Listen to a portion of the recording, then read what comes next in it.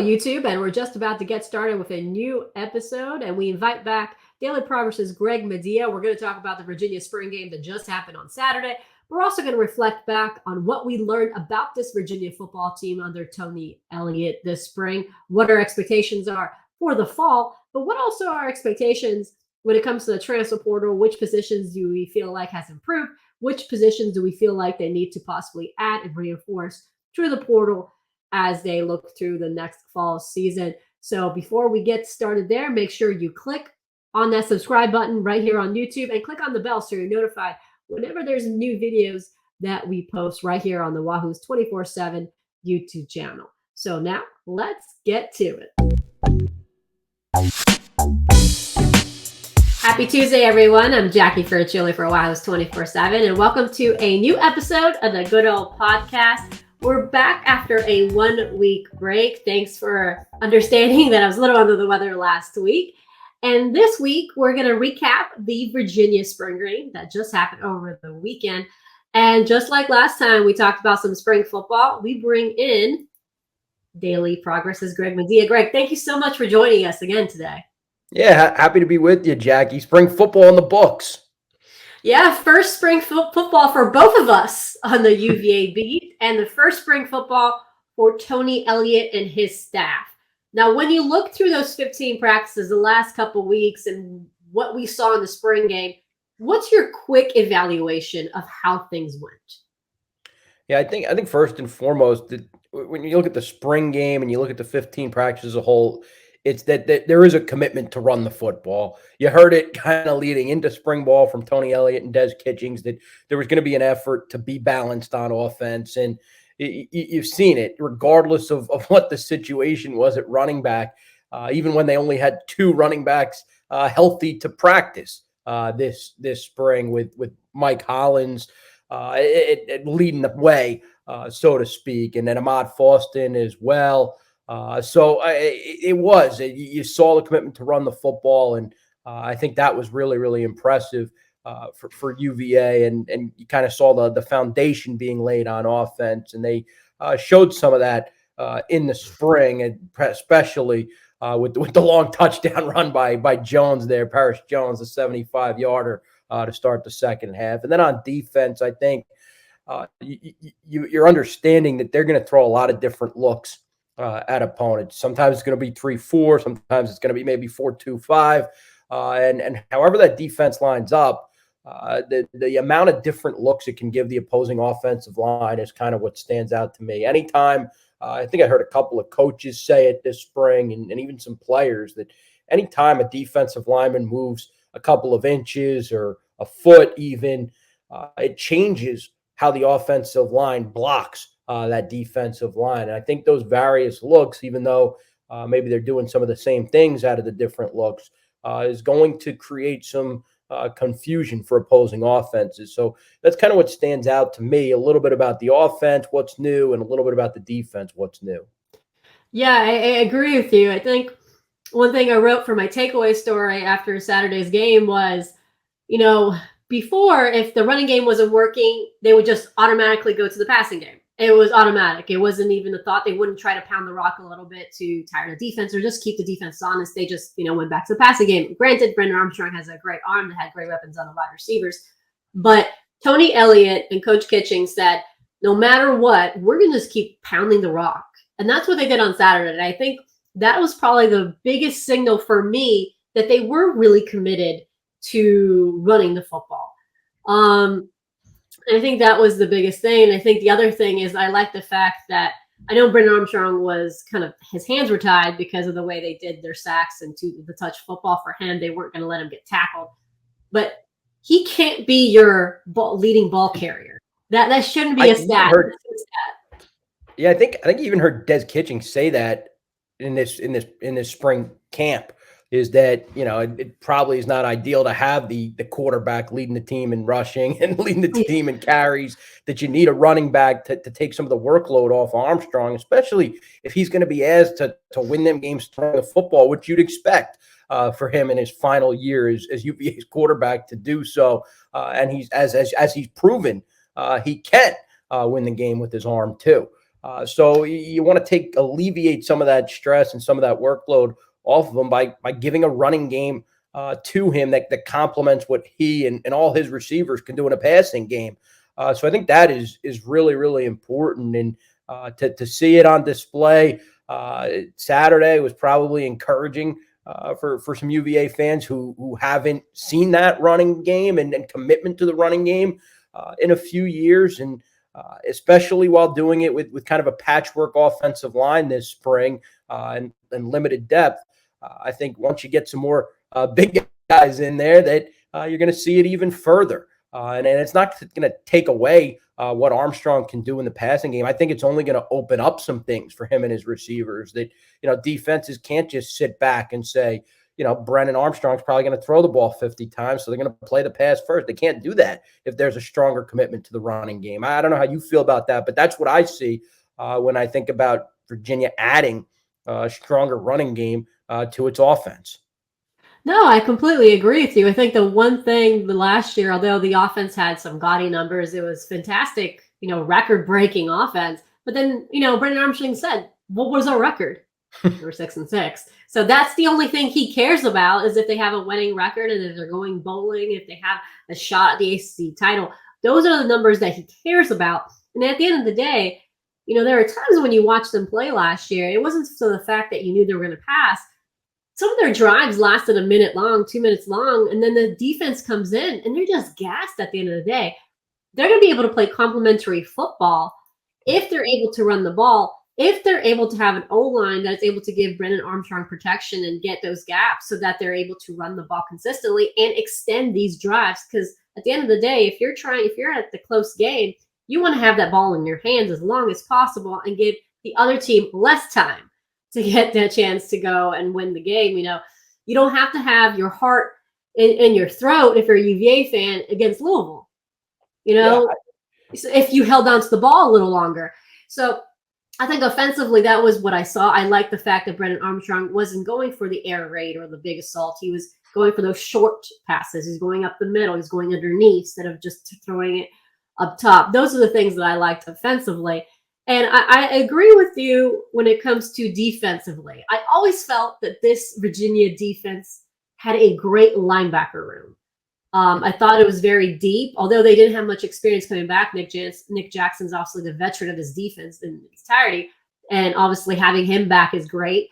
But I felt like there was a lot of young guys stepping up. I know Jackson's one of those guys that's been talking about that could add depth. Mike Green is another name that staff has talked about. But I also like the fact that this staff saw a guy like Deshaun Perry, who's very talented, but didn't really feature in the defense because he didn't really he struggled a bit about playing in space, but they put him back outside because he was an edge rusher when he came from South Florida. So I like the fact that they moved him to a place where that was his strength, and he had a sack, I guess how you can call it, when he was two touched during the game. So I did like that they do have depth. Chico Bennett is another guy that I was really impressed with the game. So on that side, I really do like that. And I mentioned also in my takeaways that I felt that this defense had a bit of a swagger. And if you're watching this on YouTube, we have a couple of practice clips that are going on as I'm talking. So if I'm looking down, it's just because I'm pressing play on the video. And you're seeing, Coach Rudd here and Steve Bracey, a linebacker, a freshman linebacker. And, I felt like the team felt a little more confident. They were saying they played with a chip on their shoulder throughout the whole spring. And I felt when you saw them play in the spring game, and again, you have to take everything with a grain of salt because the O-line was hampered and some of the guys were playing both teams.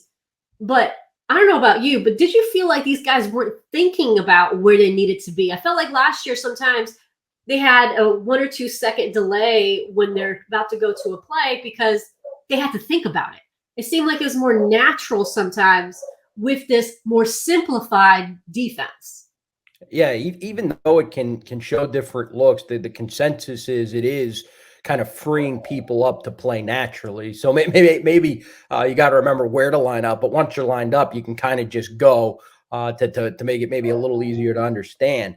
And that was kind of what you heard all spring from different guys on different levels of the defense, whether it was, whether it was Nick Jackson at linebacker, Anthony Johnson in the secondary, Chico Bennett up front as an edge rusher, and even some of the interior defensive linemen. You heard Jameer Carter even say that it frees him up to do a little bit different things and just play without having a thing. And I do think that is important for defense, because with how fast offenses move, you have to be able to react instead of sitting there wondering, snap to snap as offenses, especially those no huddle teams that'll get to the line of scrimmage quick. You can't be thinking about what's going on or figuring out where to line up, because they'll already have snapped the football. And this defense, it is designed. It seems like, from what players and coaches have said, to let players just play once the ball is snapped. So I think that's intriguing. And I see Antonio Clary there in a practice video, and something he said, he just feels like he's able to fly around, which is not something you heard all that much last year, at least when I got onto the beat late, and they were still trying to figure things out, late October, early November, down the stretch run defensively. So I think that's encouraging. There's been the emphasis on fundamentals, and I think, as Rodzinski had said a couple of times, he's trying to keep things simple. And that's maybe paying off. It's a simple with the fundamentals. The fundamentals have been prioritized throughout spring, and then you carry it over to the scheme. And if you can keep the defense simple in terms of the scheme, then you can let your players play fast and free, and then they can execute their fundamentals like tackling and avoiding giving up the big play. So I think that is ultra critical and something you saw emphasized throughout the spring. Yeah, we noticed the tackling was a little sounder at the spring game. Tackling technique, you can tell they were wrapping guys up before they're tackling. What also helps, they were in the right position. A lot of the DBs were in the right position. They were running after somebody, so that their tackling technique wasn't good. You're able to wrap around if you're not delayed and you're not trying to go to kind of correct something. Like you said, it seemed like the secondary was, did show improvement. I heard that throughout the spring, but it's so much when you hear stuff from people say, oh yes, the secondary has improved. It's something else when you get to see them in action and see what exactly, it's the little details that work. Obviously we're going to see if that translates in game day, but right now we're seeing the technique wise, we are seeing some improvement. And again, it's about that confidence. Anthony Johnson talked about it in a podcast, that they do feel a little more confident. And you saw him when he was walking in that Wahoo walk, the visor. He finally got his visor. So those are the things that these guys, you can tell they're making that type of direction. Because at the end of the day, if you don't have confidence, you're not going to play well. So they're able to kind of build off that. And that's something that they're hoping to build further along here in the between the spring and the fall, which is probably the most important part of any team developmentally, is this part here where they kind of, the wide receivers and the quarterbacks kind of work on their route timing, and you've got the defenders working together and also go on one-on-one. So that's going to be a huge part of their development. Now, stepping a little bit away from football just for a second, because I think one of the things that I liked about the spring game, I know it wasn't big numbers. We talked about spring games in other schools, but it felt like this fan base was they're eager for something. They're eager for they want to hold on to Tony Elliott and this Virginia team. And I think the Wahoo Walk was a great start to the spring game. It really added something. Do you feel that too? I feel like for me, when I read message boards, it's like they're just ready. They're ready for something to move forward with this UVA program. Yeah, I think kind of the big thing that has stood out to me throughout this first part of Tony Elliott's time at UVA is that he just fits what UVA does, right? It's the academic background, his time as an engineer, him understanding and waiting for the job that he thought fit him the best, and Carla Williams' outreach to make sure they could get him to UVA and surround him with a staff that he trusts. It just kind of feels like they found the right person and he found the right people to fit around him. That's my opinion. Before this job, I'd covered James Madison, and when James Madison hired Mike Houston, I kind of felt the same way, that they had just knocked it out of the park in terms of hiring a guy that fit that program the best. Maybe not the best coach of all time or whatever, and he had a lot to prove still. But for that program, that particular place, I thought, it was a good hire. And I feel like the same thing is happening at Virginia right now, that they have the right guy. He can connect with players. He has the respect on the field because of what he did at Clemson. And he fits, the whole culture at UVA. And I know he spoke a lot about a lot of the responsibilities he's had off the field that's been new for him, but he felt it's important. I think that's making a difference with the people who are going to be asked to support the program, right? The alumni, the different groups on campus, the other sports teams. He was throwing out the first pitch at the baseball game to his backup quarterback on Friday night before the spring football game. And I think people are starting to see that and realize, you know what, maybe this guy is, everything we heard. Of course, you got to win games on the field, but from my perspective, I just think he's been a good fit, and people are starting to notice it. And that's why the lawn or the grassy knoll under the scoreboard was pretty full the other day. I felt bad for the people sitting in the bleachers baking in the sun on that kind of first hot spring day of the year on Saturday. I noticed some of them trickle out maybe mid-second quarter, halftime of the spring game because it was probably just too hot. But there was, the people that were there were into it early and, supporting the Cavaliers and their new coach. Yeah, it seems like, they found a guy in Tony Elliott that really fit into what UVA needed from a head coach. Obviously, there's more challenges when it comes to this particular role. You got to figure out how to use a transfer portal. You can't just go in there and say, I need a running back, I need a tight end. You really need to see the admissions requirements, because even though they're on grounds, if they qualify for 1 year, they might have issues qualifying for the second year. You might have to go through the grand transfer route. So a lot of different challenges. But we're going to stop right here just for a little bit where we have some quick words from our sponsors. On the way back, we'll have our buy or sell segment where Greg and I will discuss, will this O-line be good enough for them this fall? Or is Brennan Armstrong going to be the leading ball carrier this year? And will this defense be better once it comes this fall? So all those questions, we'll be right back in just a few seconds. And welcome back to the Good Ole Podcast. I'm joined here by Greg Madia of the Daily Progress. Greg, all right, so are you excited for the Bell or Sell segment? Of course. I've been waiting for this one. Oh, you have? Okay, well, how about you just step it up a little bit and get some woo factor in there? I know Coach 2J would be very disappointed in how much enthusiasm we just put in there. That's a different level. I don't know if I can get there for that. Well, let's talk about Coach 2J's men on the offensive line. That's the biggest question still coming away from spring. Did you see enough to say that this O-line will do enough not only to protect Brennan Armstrong, but to help this team establish the run game? Buy or sell? I'm buying the O-line. I'm buying that 2J knows exactly what he's doing. I was impressed when he spoke to us earlier this spring, especially when he was describing that he's trying to retool and fix this offensive line for the second time and his time at UVA. He knows how to do it. He knows how to go about it. And I think if one thing's clear about how something the O-line accomplished this spring is that they definitely found one starter. I know you need 5, but they definitely found one in Jonathan Leach. I think Charlie Patterson is another guy who really emerged this spring, and the same thing with Noah Josie. So I think they probably feel really good about 3 offensive linemen and how they progressed throughout the spring. Beyond that, you also have Justice Johnson, who was somebody who played some center, played some guard for them, and maybe could win a job come fall. I think you also have to think and remember that there are going to be a couple of grad transfers who joined the program by the time fall camp rolls around, and Mac Hollensteiner and John Paul Flores. So I think you're only going to add more depth to that group.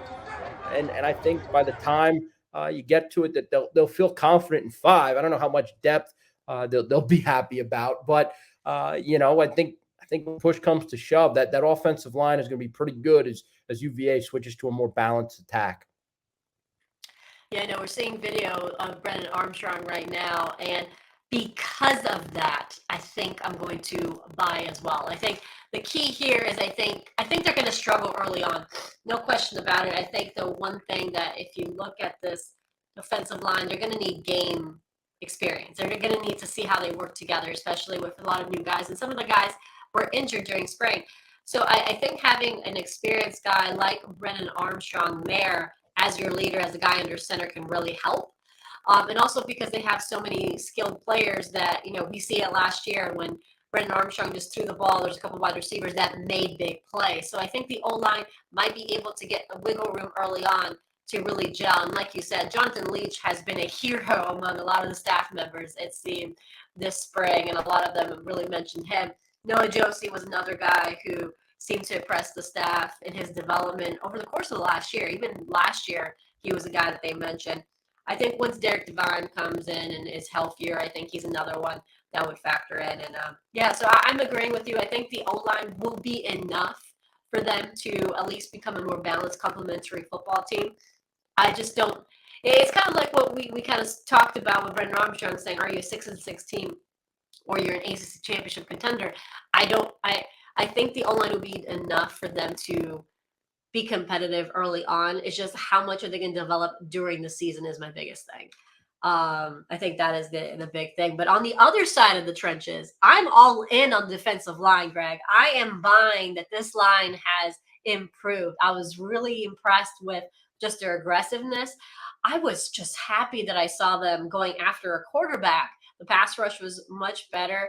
And I think, the development of Jameer Carter, who's a quiet guy, but has done a lot of stuff in the offseason. Their hand placement is better. Their hand movement is better. I'm buying that the defensive line is going to do enough to make opposing quarterbacks take a little pause before facing UVA. What do you think?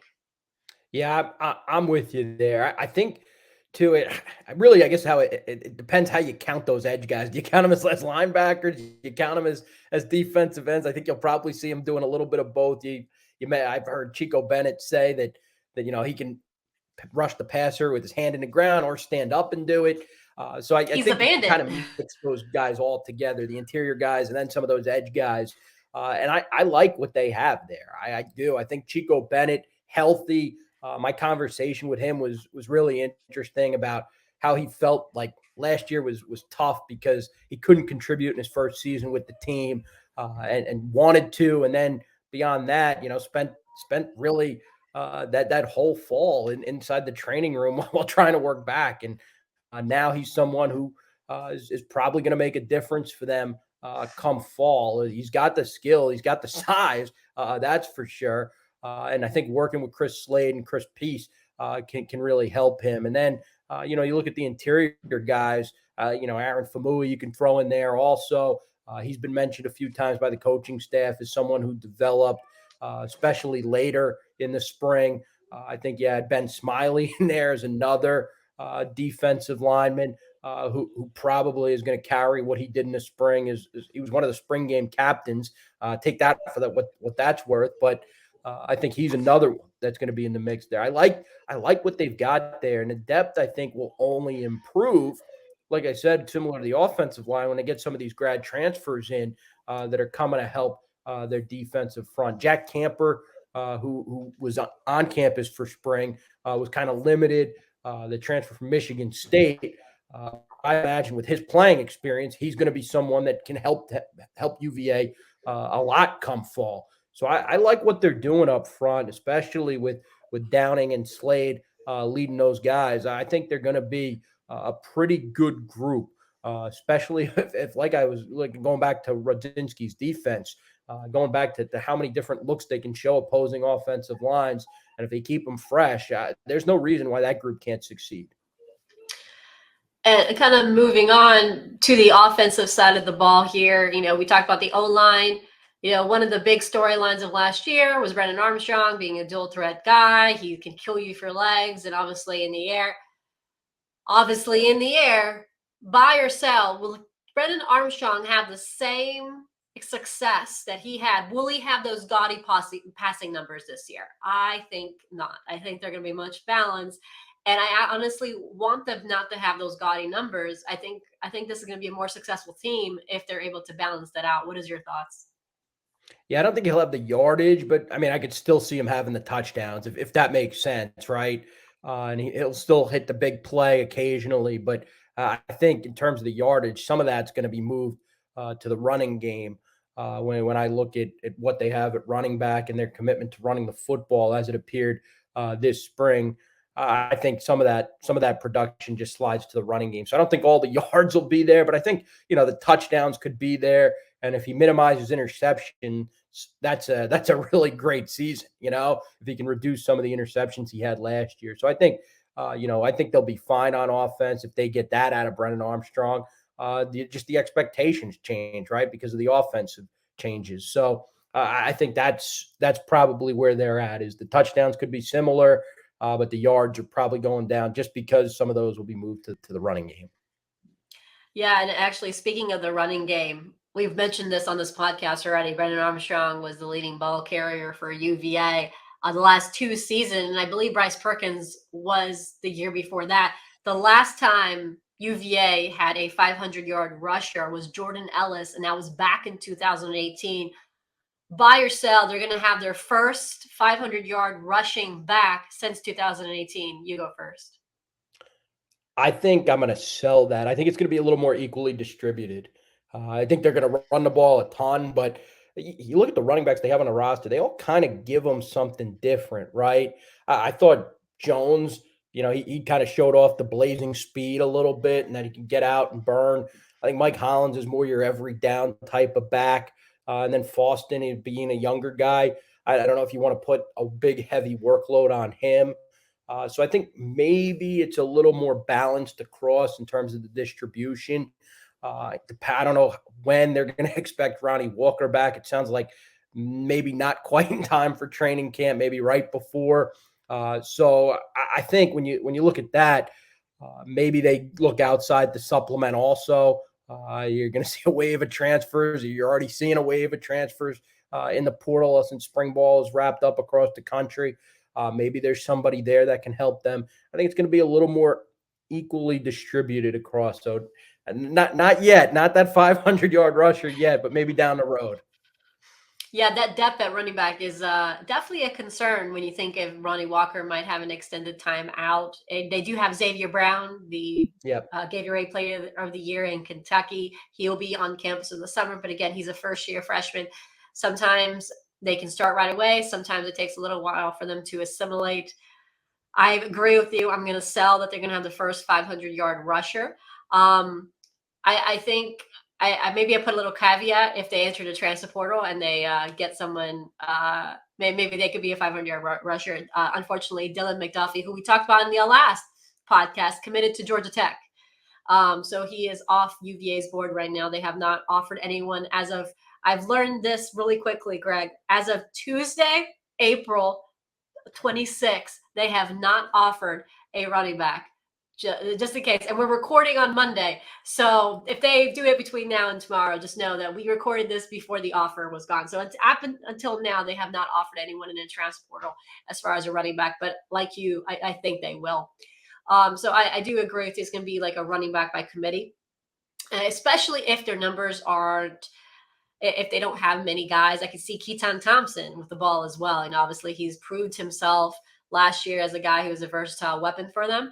So I could see him, get the ball a couple of times. And I don't think they're going to shy away from Brennan Armstrong being a ball carrier too. I know we didn't see that in the spring game, but why try to do that for your quarterback in the spring game? You don't want him to get hurt. So I do think that you're going to see Brennan Armstrong do that as well. And so I think we're going to still see Brennan. You're going to see Mike Collins. You're going to see possibly Paris Jones, especially if Ronnie Walker is unfit to play. And, even if he's back, if he's not back by fall camp, you also have to think of conditioning.